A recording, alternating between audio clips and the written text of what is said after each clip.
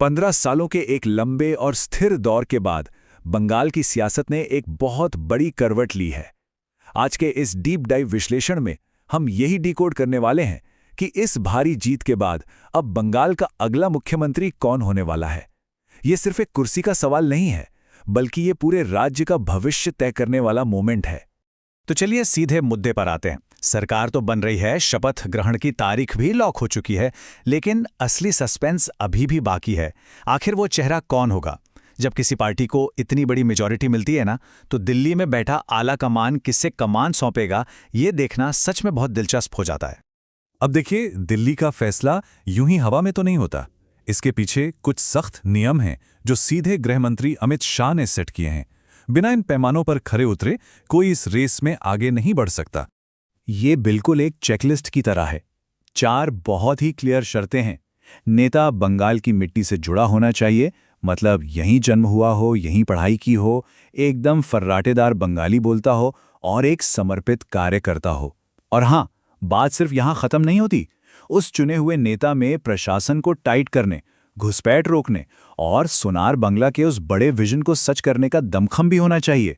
इन rules को दिमाग में रखते हुए चलिए देखते हैं कि इस रेस में सबसे भारी भरकम दावेदार कौन हैं, वो चेहरे जो इस वक्त बिल्कुल फ्रंट लाइन पर हैं। तो सबसे पहला और ऑब्वियस नाम जो उभर कर आता है वो है शुभेंदु अधिकारी। ये वो फायर ब्रांड नेता हैं जिन्होंने ग्राउंड पर मोर्चा संभाला। जरा याद कीजिए 2021 में नंदीग्राम का वो महामुकाबला, और अब हाल ही में भवानीपुर सीट पर 15,000 से भी ज्यादा वोटों के अंतर से मिली वो शानदार जीत। इनका एग्रेशन सच में देखने लायक है। अगर हम उस 4 पॉइंट वाली चेकलिस्ट को देखें तो शुभेंदु अधिकारी एकदम फिट बैठते हैं। पार्टी में 6 साल का सफर, सरकार चलाने का पुराना एक्सपीरियंस और सबसे खास बात, हिंदुत्व और डेवलपमेंट का एक परफेक्ट बैलेंस। उनका जो ये आक्रामक रवैया और प्रशासन पर मजबूत पकड़ है ना, वही उन्हें पावर कॉरिडोर्स में सबसे आगे खड़ा कर देता है। लेकिन रुकिए, रेस में एक और बहुत बड़ा नाम है, दिलीप घोष, पूर्व प्रदेश अध्यक्ष। ये वो ग्राउंड वॉरियर हैं जिन्होंने बंगाल में पार्टी को बिल्कुल जीरो से उठाकर टॉप तक पहुंचाया है। इनकी यूएसपी क्या है? इनका एकदम पक्के बंगाली वाला अंदाज।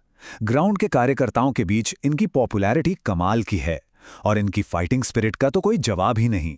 हालांकि ये भी सच है कि कभी-कभी उनके बेबाक बयान पार्टी के लिए थोड़ा सा अनुशासन का मुद्दा बन जाते हैं। और ये स्लाइड पूरी पिक्चर क्लियर कर देती है। एक तरफ शुभेंदु अधिकारी की हाई लेवल एडमिनिस्ट्रेटिव अप्रोच है और दूसरी तरफ दिलीप घोष की ठेठ जमीनी फाइट। दोनों का स्टाइल एकदम अलग है, लेकिन दोनों का असर बहुत गहरा है।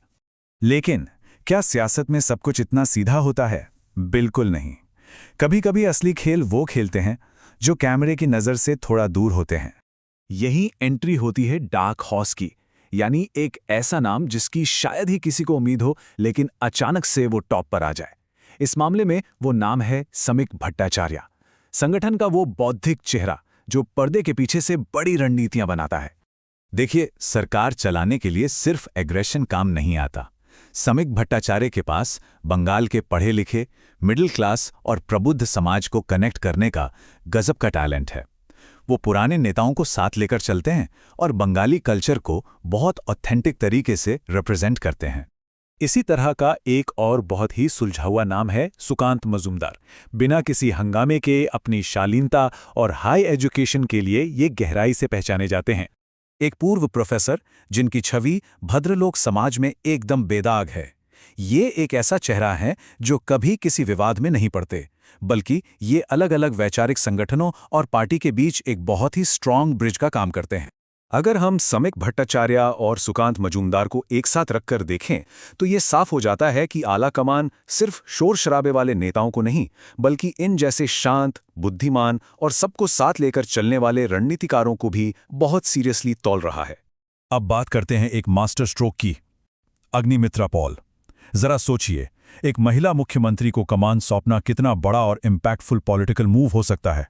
ये 2 बार की विधायक हैं और बंगाल में महिला सुरक्षा और खास तौर पे आरजी कर जैसे बेहद सेंसिटिव मुद्दों पर इन्होंने जिस बेबाकी से आवाज उठाई है, उसने सबका ध्यान खींचा है।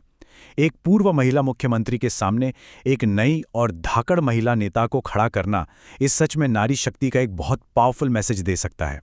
और हाँ, एक नाम और है जो आजकल सियासी गलियारों में खूब गूंज रहा है, लोग इन्हें बंगाल का योगी कह रहे हैं, उत्पल महाराज।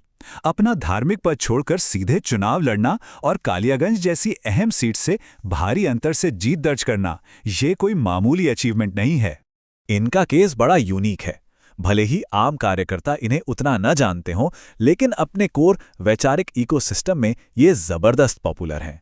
एक बड़े वोट बैंक को एकजुट करने की जो इनकी क्षमता है ना, वो इन्हें इस रेस में एक अलग तरह का दावेदार बना देती है।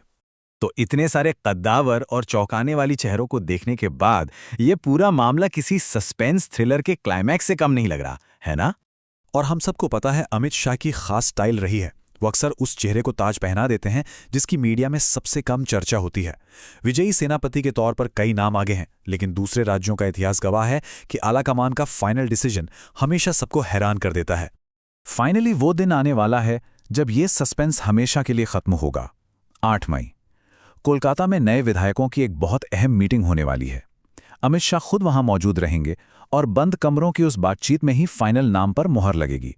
तो असली सवाल यही है, क्या 8 मई को कोई जाना माना हैवीवेट नेता सीएम की कुर्सी पर बैठेगा, या फिर अचानक से कोई ऐसा डार्क हॉर्स सामने आएगा जिसके बारे में हमने सोचा भी नहीं होगा? जो भी होगा वो न सिर्फ पार्टी बल्कि पूरे बंगाल की नई दशा और दिशा तय करेगा। इस शानदार पॉलिटिकल मिस्ट्री को हमारे साथ डिकोड करने के लिए आपका बहुत बहुत शुक्रिया।